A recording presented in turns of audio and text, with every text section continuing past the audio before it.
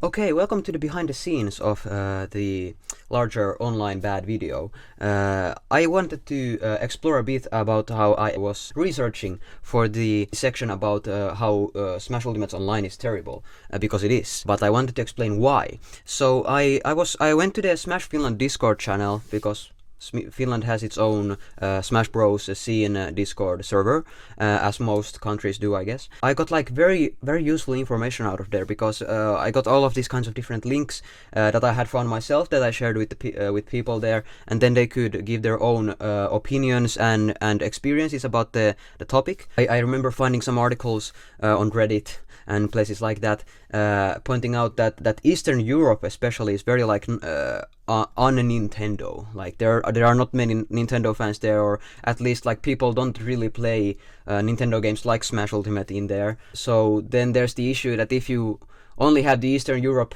region as your region where you can pretty much exclusively play Smash, then you don't really get anyone. And then I had lots of like experiences, anecdotal experiences that I got from other players. For example, one noted how they had once met someone on Smash that they knew to be in Denmark at the time, which would be part of the Western Europe region. So it is possible that in a very rare scenario where the game can't find anyone else, then it might maybe match you into a nearby region like Western Europe. For the most part, that does not happen. It's extremely rare, so you're basically stuck with a region with only Finland, Sweden, all of these countries. And then I used like I just used a site called visitedplaces.com to like map out all of the countries that I knew to be part of the region, and I knew them to be part of the region because I could go to my Smash tags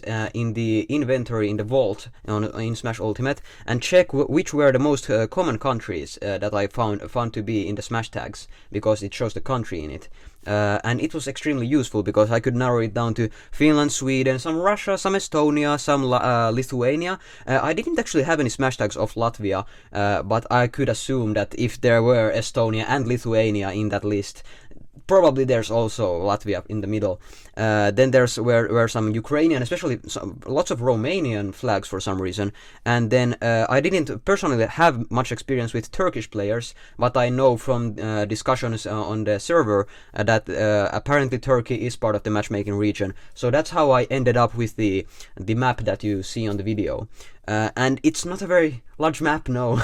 It's extremely limited in its size and scope, which is a bit of a problem if you're trying to make an online service for a game that tens of millions of people are going to play.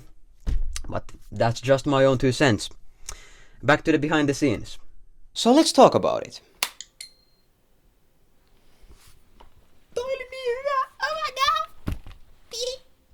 Now everyone's following their lead, and Xbox has been left in the dust. Great work, Microsoft!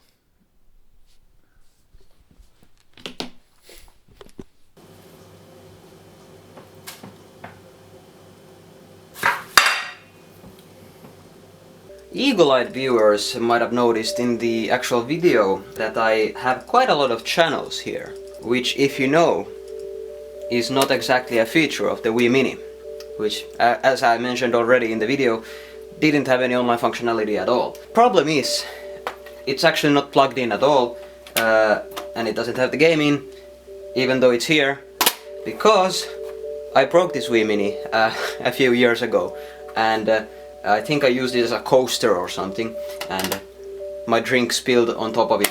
So I lost all of my save data and couldn't use it anymore, obviously. So I did manage to find for cheap this actual red Wii, which would technically have online functionality if the server still existed. So this is how this scene was actually possible to be made, even though, you know. You can't chat with them. There was no party system either on Wii or You can't chat with them, there was no party system, or you can't chat with them, there was no part. Oh, yeah. By the way, Editor Franka here chiming in. I find it incredibly interesting how conservative reactionaries can keep up with this kind of facade of performative outrage that I do as a bit for a few moments in this video. I have no idea how they can withstand the energy and the motivation to be that angry for so long, for basically their entire careers.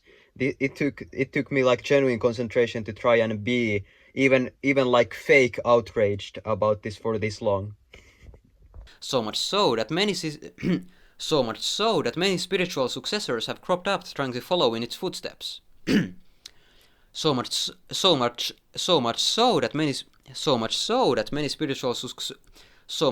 that many spiritual successors have cropped up trying to follow in his footsteps.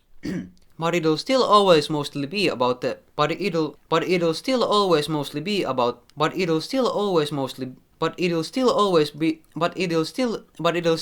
Thankfully, they somewhat fixed this in Splatoon 3. My favorite mode, Salmon Run, is available at all times, so I can carry and scream at my teammates until we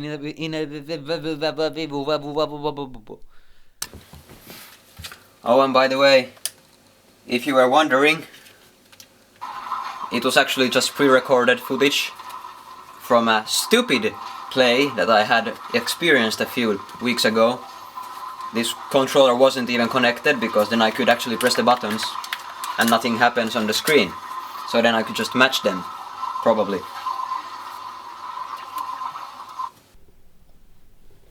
Okay, let's rip the band-aid off. Holy hell, this game's online is ass!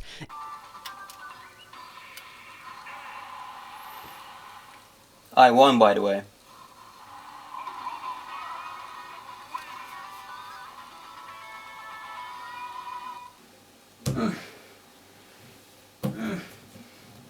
Oh, and by the way, I'll be attending and organizing the Lammerfest gaming event in Vantaa, Finland this weekend, starting October 31st. Feel free to pop on by if you're interested.